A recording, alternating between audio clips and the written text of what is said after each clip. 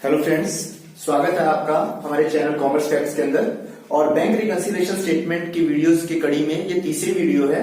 आज हमारा जो टॉपिक होगा वो प्रैक्टिकल क्वेश्चंस का होगा कि बैंक रिकंसिलिएशन स्टेटमेंट के प्रैक्टिकल क्वेश्चंस कैसे करेंगे। मैंने एक क्वेश्चंस की स्टेटमेंट यहाँ पे लिख के रखी है और इस क्वेश्चन को सॉल्व करने से पहले हम थोड़ा सा उसका बेसिक समझते हैं कि आप लोगों ने क्वेश्चंस करना कैसे है। पिछली दो वीडियो में हम लोग बात कर चुके हैं कि बैंक रिकंसिलिएशन स्टेटमेंट होती क्या है और बैंक रिकंसिलिएशन स्टेटमेंट के जो डिफरेंसेस आते हैं उसके कारण क्या है, ठीक है, उनके रीजंस क्या है। वो आप लोगों के पास टाइम गैप और रिकॉर्डिंग के एरर्स की बात हम लोगों ने पिछली वीडियो में कर ली थी। जिन बच्चों ने वो वीडियो नहीं देखी है, प्लीज वो इस वीडियो में आने से पहले उस वीडियो को एक बार जरूर देख ले, ताकि बैंक रिकंसिलिएशन स्टेटमेंट का कंसेप्ट आप लोगों को समझ में आ जाए। फिर आप प्रैक्टिकल क्वेश्चन पे आना, आप लोगों को बहुत अच्छे से समझ में आएगा। ठीक है, आज हम प्रैक्टिकल क्वेश्चंस कर रहे हैं। प्रैक्टिकल क्वेश्चंस करने से पहले आप लोगों को एक बात मैं यहाँ पे समझाना चाहता हूं, थोड़ा सा आप लोग यहाँ पे फोकस करिए। प्रैक्टिकल क्वेश्चन जो आप लोगों के पास एक्चुअल में बुक में जो सॉल्व कर रखा होता है उसका पैटर्न कुछ और होता है, और जो मैं आप लोगों को सॉल्व करने का तरीका बताऊंगा उसका पैटर्न थोड़ा सा डिफरेंट होगा। लेकिन पैटर्न गलत नहीं होगा, किसी भी तरह से कोई गलती नहीं होगी, बट आप लोगों को कंफ्यूजन से बचाएगा। ये जो पैटर्न मैं आप लोगों को बता रहा हूं ये कंफ्यूज नहीं होने देगा। बुक वाले कुछ पैटर्न के अंदर आप लोगों को कंफ्यूजन क्रिएट हो जाती है, क्योंकि वो पहले कुछ ऐड करने की बात करता है, फिर कुछ माइनस करने की बात करता है, फिर कुछ रिजल्ट निकालने की बात करता है। हम लोग उस तरह की बात नहीं करेंगे। पहले तो ये देखिए कि बैंक रिकंसिलिएशन स्टेटमेंट बनाने के लिए आप लोगों के पास फॉर्मेट किस तरह का होता है। यहां पे फॉर्मेट का जरा सा भी कंसेप्ट जो है वो मुश्किल नहीं है, आप लोगों को बहुत आसान फॉर्मेट मिलता है। बस आप लोगों को यहाँ पे क्या करना है, ये स्टेटमेंट यहाँ पे लिखी हुई है, मैं फॉर्मेट के बारे में यहाँ पे आप लोगों को समझाना चाहूंगा। आप लोग थोड़ा सा देखिएगा, यहाँ पे आप लोगों को बस तीन कॉलम टोटल मिला के होने हैं। एक ये कॉलम आप लोगों के पास, एक ये कॉलम और एक ये बड़े वाला कॉलम, थोड़ा सा बड़े वाला कॉलम। और यहां पे आप लोगों के पास क्या है, यहां पे आप लोगों के पास ट्रांजेक्शन्स है, या पर्टिकुलर लिख लीजिएगा या ट्रांजेक्शन्स लिख लीजिएगा। यहां पे प्लस और यहां पे माइनस, और यहां आपके पास BRS एज ऑन। जिस भी डेट की बात आप लोगों को यहां पे की जा रही है उस डेट की बात आप लोगों ने यहां पे कर देनी है। ये बात समझनी है, बस इतनी सी बात आप लोगों को अगर समझ में आ गई तो फिर आप लोगों को प्रॉब्लम नहीं आएगी। ठीक है, BRS एज ऑन। सबसे पहले आप लोगों को क्वेश्चन के अंदर ये चेक करना है कि आपको BRS कौन सी डेट पे बनानी है। अगर आप लोगों की डेट थोड़ी सी भी चूकी या डेट की तरफ से आप लोगों ने थोड़ा सा भी ध्यान हटाया तो फिर आप लोगों का क्वेश्चन ठीक नहीं होगा। जैसे यहां पे डेट है, यहां पे डेट क्या है, 31 मार्च 2020, तो आप लोग यहां पे 31 मार्च 2020 लिख दे। आप लोगों को अब ये बात समझनी है कि हर काम जो 31 मार्च 2020 पे हो रहा है, हमने उसी के अकॉर्डिंगली काम करना है। अब बैंक रिकंसिलिएशन स्टेटमेंट बनेगी कैसे, किस तरह से ये फॉर्मेट के अंदर, मतलब इतने से फॉर्मेट के अंदर आप लोगों के पास ये सारी की सारी ट्रांजैक्शंस रिकॉर्ड होनी है और किस तरह से आप लोग काम करेंगे। देखिएगा, आप लोगों को मैंने एक बात समझाई थी कि बैंक रिकंसिलिएशन स्टेटमेंट क्यों बनाई जाती है, रीजन क्या था। हम उसी बैक पॉइंट पे आते हैं कि हमारे पास जो हमारी शॉप के अंदर, हमारे बिजनेस के अंदर जो हम कैश बुक बना के चल रहे थे, उस कैश बुक के बैंक कॉलम का, मैं रिपीट कर रहा हूं बात को, ध्यान से समझिएगा, कैश बुक के बैंक कॉलम का बैलेंस, क्या कह रहा हूं, कैश बुक के बैंक कॉलम। कैश बुक में दो कॉलम होंगे आपके पास, दो कॉलम हो सकते हैं, डबल कॉलम कैश बुक की ही प्रॉब्लम हो रही है, या फिर सिंगल कॉलम में बैंक कॉलम। हम लोग सिर्फ बैंक कॉलम की बात कर रहे हैं, कैश कॉलम की बात नहीं कर रहे। जब भी डबल कॉलम कैश बुक होगी तो उसका बैंक कॉलम, अगर सिंगल कॉलम बैंक कॉलम वाली है तो फिर कोई दिक्कत नहीं, फिर बैंक कॉलम ही है। ठीक है, हम हमेशा बात करेंगे तो बैंक कॉलम। तो अब आप दोबारा से बात समझिएगा कि कैश बुक के बैंक कॉलम का जो बैलेंस आ रहा है वो बैलेंस हमारी पासबुक के बैलेंस से मैच नहीं करता। पासबुक क्या थी, पासबुक मैंने आपको बताई थी कि पासबुक वो बुक यानी कि वो कॉपी जो बैंक वाले आपको प्रोवाइड करते हैं जब आप लोग अपना एक अकाउंट ओपन करते हैं, जिसके अंदर आप लोगों के बैंक से ट्रांजैक्शन की सारी डिटेल लिखी होती है। लास्ट में हर बच्चे के पास अब लगभग मैं मानता हूं कि हर बच्चे के पास वो बैंक की पासबुक होगी। और मैंने आप लोगों को पिछली वीडियो में ये बैंक की पासबुक दिखाई भी थी, जब हम लोगों ने स्टार्टिंग काम किया था, बैंक रिकंसिलिएशन स्टेटमेंट समझाई थी। आप लोगों को मैं फिर कह रहा हूं कि अगर आप लोगों को थोड़ी बहुत बात दिक्कत आ रही है समझने में, तो आप लोग पहली वीडियो एक बार जरूर देख ले, उसके बाद आप लोगों की दिक्कत खत्म हो जाएगी। ठीक है, आपकी प्रॉब्लम खत्म हो जाएगी। तो क्या कह रहा हूं, दोबारा से सुनिएगा कि कैश बुक के बैंक कॉलम का जो बैलेंस है वो पासबुक के बैलेंस से मैच नहीं करता। अब आप लोगों को एक बात समझ लेनी है कि आप लोग जैसे एक बनिए की दुकान पे या किसी एक दुकान पे एक तराजू को देखते हैं। आजकल तो इलेक्ट्रॉनिक बैलेंस है, इलेक्ट्रॉनिक बैलेंस की बात नहीं कर रहा मैं, आप लोगों के पास वो बैलेंस की बात कर रहा हूं जो ऐसे उठा के तोला जाता था, सामान तोला जाता था, जब आप लोगों के पास दो पलड़े दिखाई दिए जाते थे, दो पैन होते थे तराजू के। जिस तरह से आप लोगों के पास, अगर मैं यहाँ पे थोड़ी सी पिक्चर बनाऊं उसकी, तो आप लोग यहाँ पे समझेंगे कि आप लोगों के पास इस तरह से एक तराजू होती थी। यहाँ पे उसका एक मुट्ठा होता था, यानी कि यहाँ पे उसका एक हैंडल होता था पकड़ने के लिए, और यहाँ पे आप लोगों के पास तराजू का एक पलड़ा होता था और यहाँ पे तराजू का दूसरा पलड़ा होता था। ठीक है, ये तराजू। अब ये भी आप लोगों ने यही समझना है कि हमारे पास एक तराजू है, हमारे पास एक तोलने वाली तराजू, और उसके अंदर एक साइड पे कैश बुक पड़ी हुई है। क्या पड़ी हुई है? Cash book. और एक साइड पे बैंक की पासबुक पड़ी हुई है। बस आप लोग अपने दिमाग में पहले तो यह बात बिठा लीजिएगा कि तराजू के एक पलड़े में क्या पड़ी हुई है? कैश बुक, और एक पलड़े में क्या पड़ी हुई है? पासबुक। और इन दोनों के बैलेंस मैच नहीं कर रहे, यानी कि ये जो सुई है ना, ये जो नीडल है, ये बराबर नहीं आ रही। बराबर क्यों नहीं आ रही? क्योंकि कोई ना कोई ट्रांजैक्शन हमसे मिस हो गई।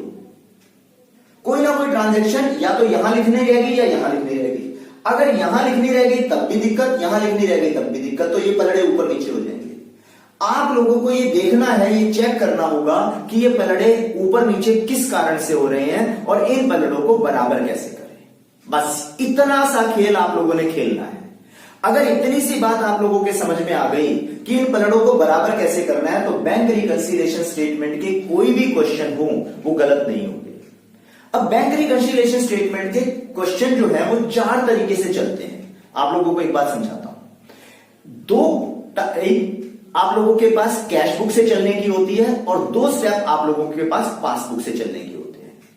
2 स्टेप कैश बुक से चलने के होते हैं और 2 स्टेप पासबुक से चलने के होते हैं। कैश बुक से चलते हैं। आज हमने जो काम शुरू करना है वो कैश बुक से चलने का करना है। अगली वीडियो में हम लोग पासबुक से भी चलेंगे और पासबुक के क्वेश्चन भी देखेंगे। अभी हम लोग जो काम करेंगे वो कैश बुक का करेंगे। कैश बुक से कैसे चलेंगे? कैश बुक से चलने में क्या है, हमारे पास शुरू में जब भी क्वेश्चन आप लोगों के पास गिवन होगा तो कैश बुक का बैलेंस गिवन होगा। अब जैसे यहां पे आप पढ़ेंगे तो आप लोगों को यहां पे मिलेगा, कहता है prepare a bank reconciliation statement from the following particulars on 31 मार्च 2020।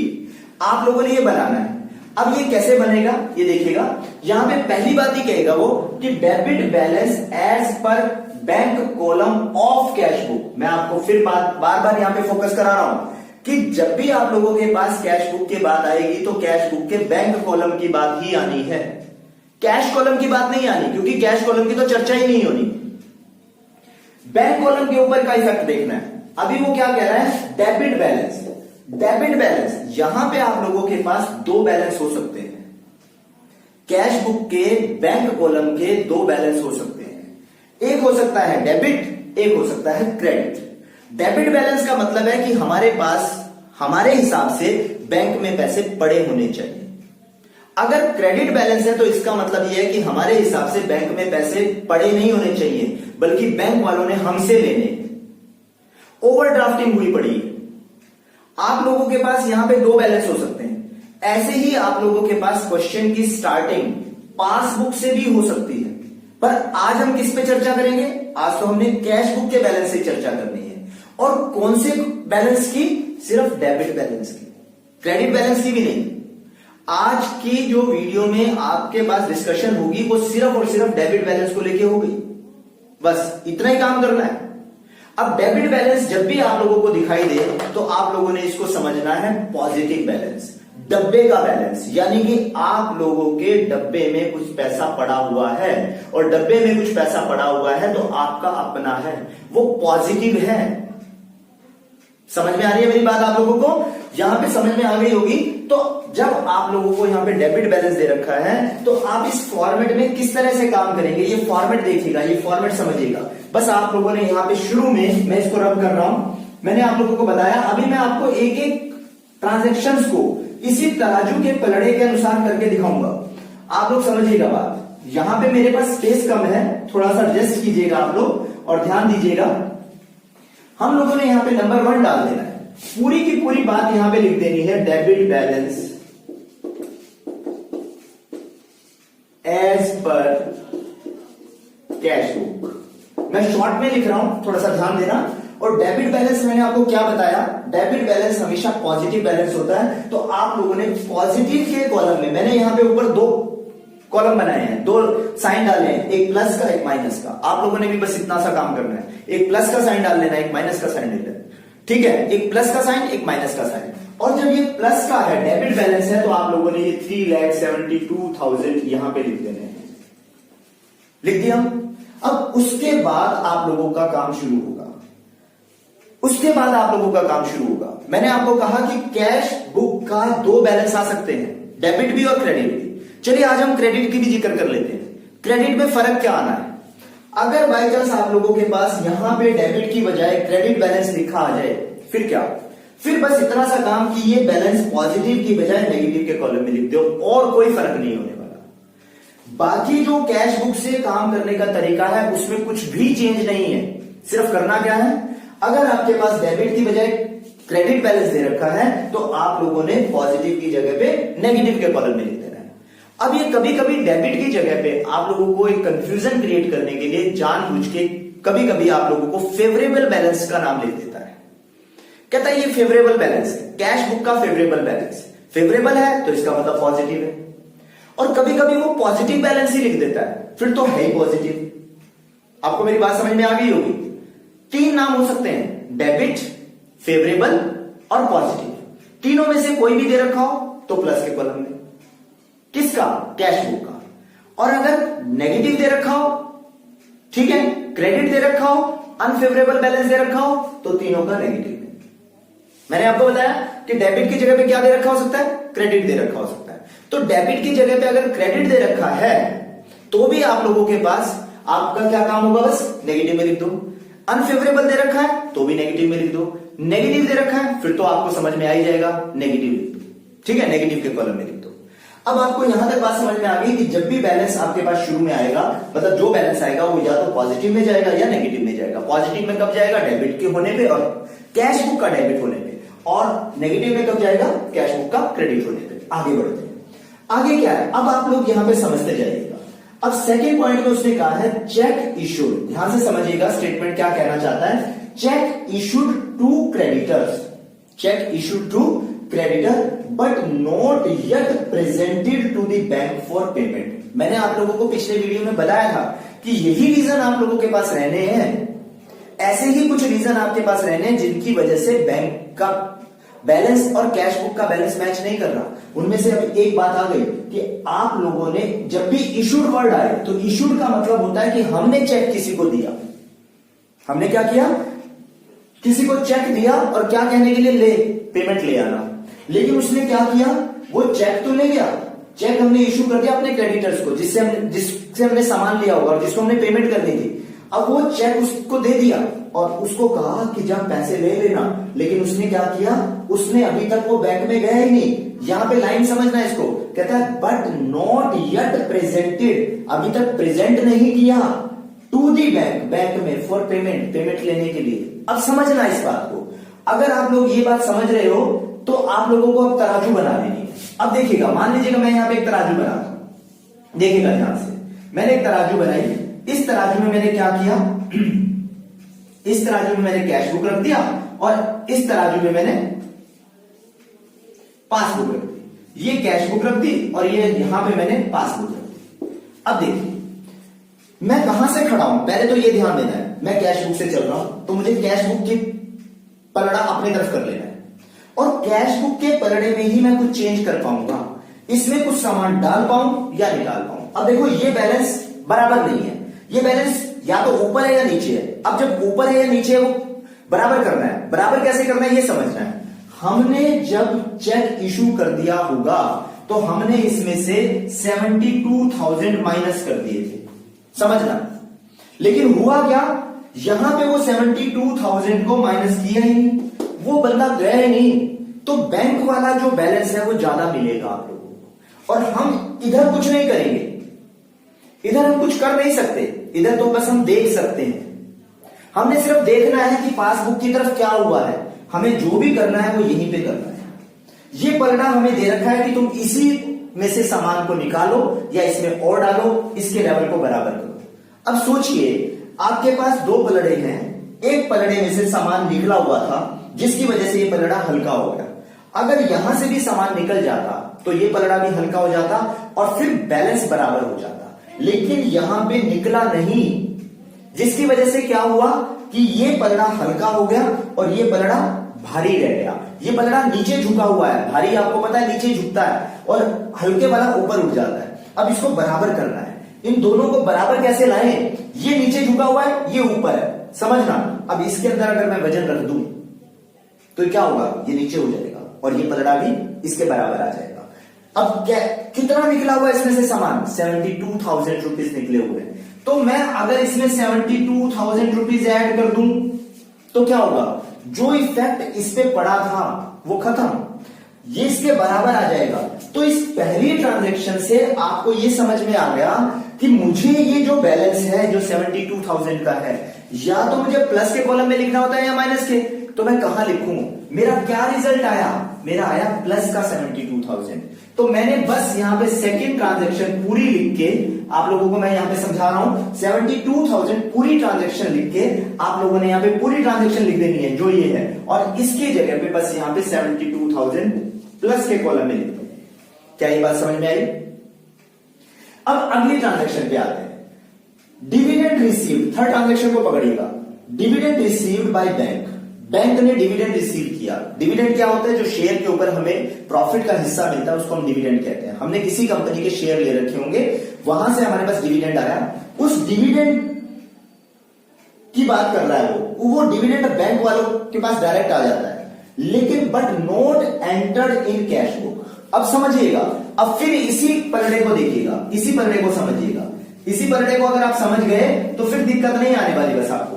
अब समझिएगा कि बैंक में 5,000 रुपए, बैंक में कितने 5,000 रुपीज बैंक में जमा हो गए, लेकिन हमें पता ही नहीं। अब क्या हुआ, बैंक में जमा हो गए, हम बैंक में से निकाल नहीं सकते, हमें तो जो भी करना है वो यहां करना है। अब ये पलड़ा नीचे बैठ गया, जब इसके अंदर वजन आ गया तो ये नीचे बैठ जाएगा, ये ऊपर झुक गया, मतलब ऊपर उठ गया, झुकने गया ऊपर उठ गया।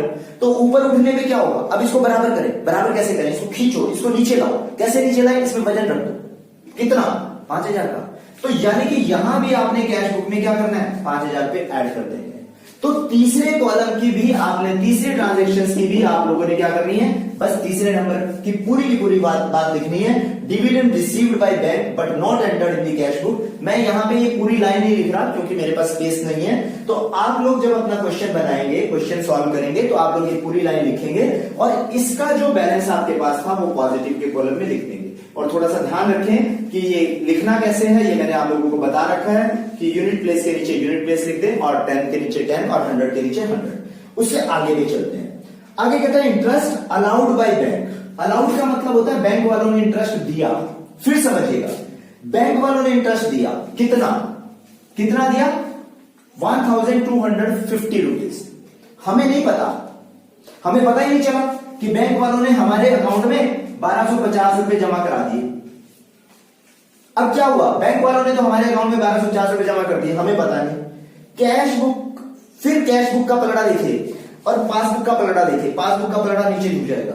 बराबर कैसे करोगे, कैश बुक के पलड़े में भी 1,250 रुपए डाल दो, सिंपल सी बात है, प्लस कर दो।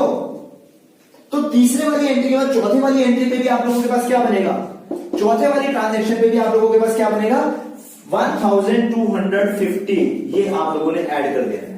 बुक में कभी कभी क्या होता है, कुछ ट्रांजैक्शंस ऐसी होती हैं जिसमें आप लोगों के पास प्लस होता है, कुछ में माइनस होता है, और बुक वाले ने जो सॉल्यूशन का रखा होता है ज्यादातर वो प्लस वाले वो पहले लेके चलता है, माइनस वाले बाद में लेके चलता है।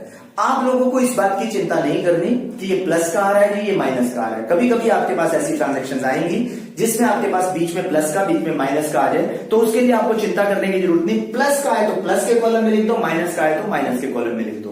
पहले उसको स्क्रूटनाइज करने की जरूरत नहीं है, उसको अलग अलग करने की जरूरत नहीं है, उसको डिफरेंशिएट करने की जरूरत नहीं है। अब उसके बाद फिफ्थ लेके चलते हैं। Cheque deposited into bank for collection but not collected by bank up to this date. Up to this date का मतलब क्या है? जिस डेट को हम लोग अपनी बीआरएस बना रहे हैं उस डेट तक ये काम नहीं हुआ। क्या काम नहीं हुआ?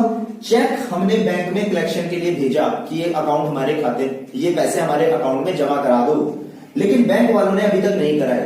अब देखना ध्यान से, अब इस ट्रांजेक्शन का वो समझ लो, तरीका समझ लो कि इस ट्रांजेक्शन को क्या करोगे। देखिए 15,400 ये चेक हमने वहां भेजा, अपने बुक में लिख के भेजा होगा कि ले भाई तू बैंक में पकड़, बैंक वालों तुम इसको पकड़ो और जमा कर देना।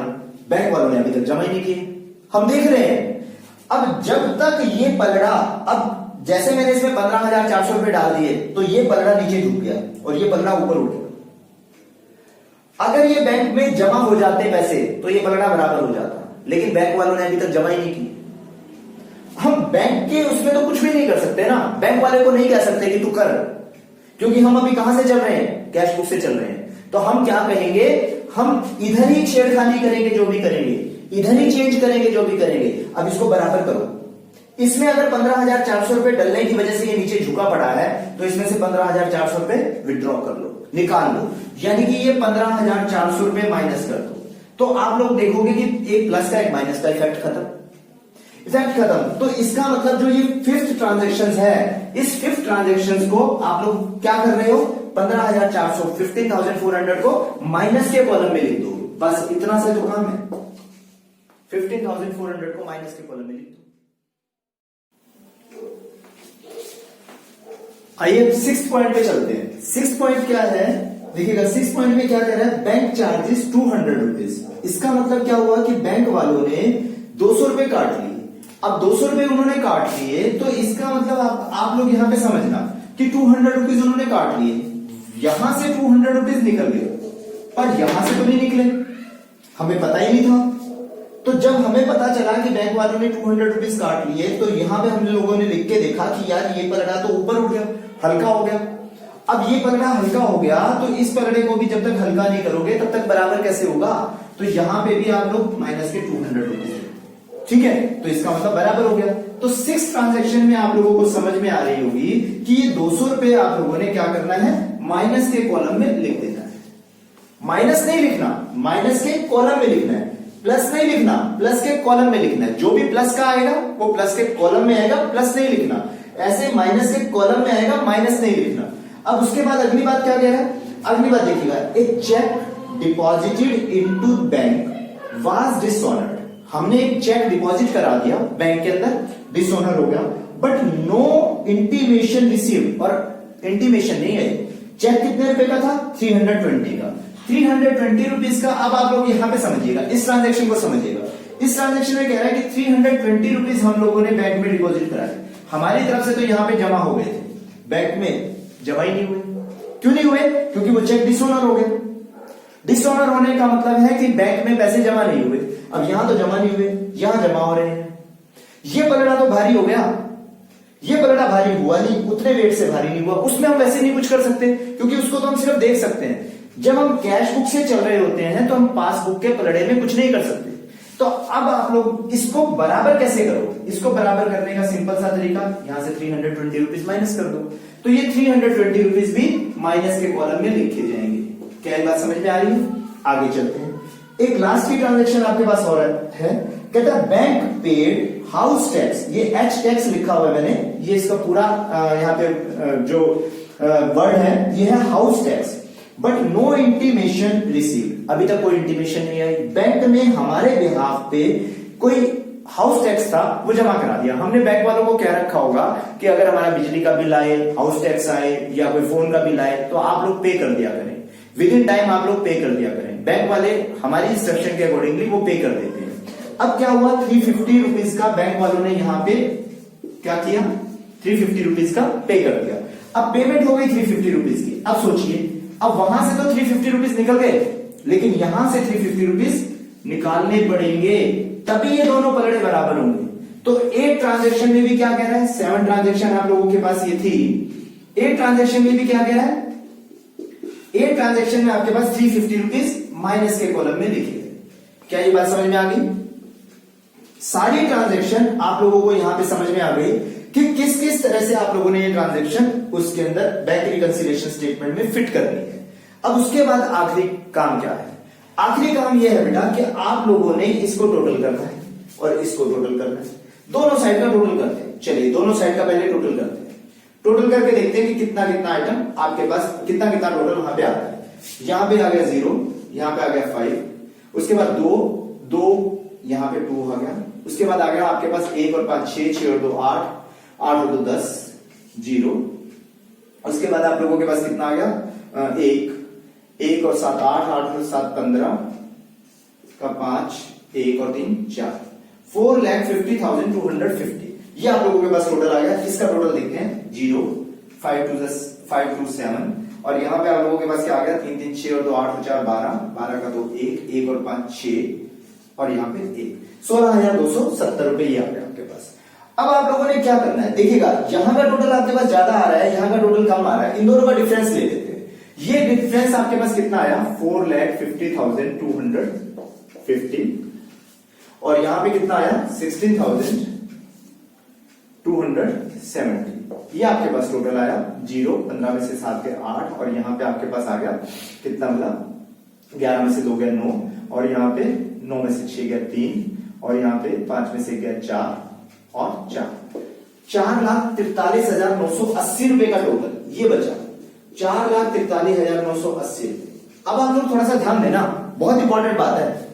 हमने यहां ये जो टोटल लिखा, ये जो बैलेंस लिखा, पहले टोटल लिख लिया, टोटल लिखने के बाद जो ये बैलेंस आएगा, ये बैलेंस उसी साइड लिखना है जिस साइड पे टोटल ज्यादा हो। क्या कह रहा हूं, उसी साइड लिखना है जहां पे टोटल ज्यादा हो। आप लोगों की आदत बनी हुई होगी, क्या आदत बनी हुई होगी, जब आप लोग लेजर कर रहे थे, लेजर के टॉपिक में जब आपने बैलेंस निकाला था, तो आप लोगों ने ये वाला जो बैलेंस था ना, वो यहां लिखा था और दोनों को फिर बराबर कर दिया था। बैंक रिकंसिलिएशन स्टेटमेंट में ऐसा नहीं करता। अब आप लोगों को ये पता चला कि ये पॉजिटिव बैलेंस आया है, तो ये बैलेंस है किस चीज का, ये बैलेंस पासबुक के अंदर जो आप लोगों का बैलेंस शो हो रहा है ना, पासबुक में ये बैलेंस शो हो रहा होगा। हम लोग और हमारी कैश बुक में ध्यान से देखना, हमारी पासबुक में तो ये बैलेंस शो हो रहा है, कैश बुक में कह रहा है कैश बुक में ये बैलेंस शो हो रहा था, तो मैच नहीं कर रहा था ना, जिसकी वजह से हम लोगों को ये सारा का सारा स्टेटमेंट की पूरी एक स्टेटमेंट बनानी पड़ी, स्टेटमेंट रचनी पड़ी। तो ये जितना भी आप लोगों ने ये खेल किया है, ये किस वजह से किया, क्योंकि आप लोगों का पासबुक का बैलेंस ये था और कैश बुक का बैलेंस ये था, मैच नहीं कर रहा था। हम लोगों के दिमाग में डाउट आ गया कि कहीं हमारे अकाउंटेंट ने कुछ हेराफेरी तो नहीं कर दी थी। उसकी वजह से हम लोगों ने कहा कि ये चलो बैंक रिकंसिलिएशन स्टेटमेंट बना के देखते हैं, और बैंक रिकंसिलिएशन स्टेटमेंट बनाने के साथ साथ हम लोगों ने वो सारी खोजबीन की कि जिनकी वजह से ये दिक्कतें आ रही थी। तो फिर हमें पता चला कि कुछ चेक थे जो जमा नहीं हुए, कुछ चेक थे जो इशू नहीं प्रेजेंट नहीं हुए, कुछ चार्जेस थे, कुछ इंटरेस्ट था, वो सारा हम लोगों ने यहाँ पे करके देख लिया, और आपके पास बैंक के अंदर ये वाला बैलेंस मिलना चाहिए। ये अगर पासबुक का बैलेंस मिल रहा है तो इसका मतलब हम लोग सही हो गए भाई, हम लोगों को अब डाउट हमारा क्लियर हो गया कि इसकी वजह से बैंक का जो पासबुक का बैलेंस था वो हमारे साथ मैच नहीं कर रहा था। पर अब इस बैलेंस को लिखे क्या, इस बैलेंस को लिखे क्या, ये बात समझ में आनी है। यहां ये बैलेंस है, but which balance, balance of passbook, लेकिन कौन सा बैलेंस, कौन सा बैलेंस है ये बैलेंस है बैंक की पासबुक का क्रेडिट बैलेंस।